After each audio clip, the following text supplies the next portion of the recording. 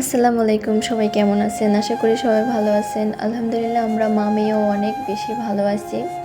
তো প্রত্যেক দিনের মতো সোহাকে নিয়ে আমি একটু বাহিরে হাঁটতে যাই।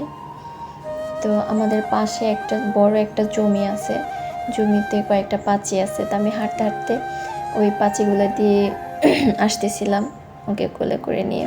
তো বলতেছে, আম্মু আমিও হাঁটি হাঁটি করবো তোমার সাথে, আমাকে নামাই দাও। তারপর ওকে নামাই দিলাম, ও হাঁটি হাঁটি করতেছিল আর বলতেছিল, আম্মু আমি পড়ে যাবো, এখানে সাপ আছে, আরও অনেক বক করতেছিল। আমি অনেক মজা পাচ্ছিলাম, কখনো কান্না করতেছে, কখনো হাসতেছে।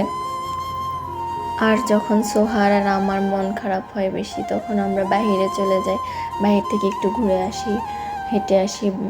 বাহিরের যে হাওয়াটা, চারদিকে সবুজ সবুজ যে ভাবটা অনেক ভালো লাগে দেখতে। সোহাও অনেক আনন্দ পায়, আমিও।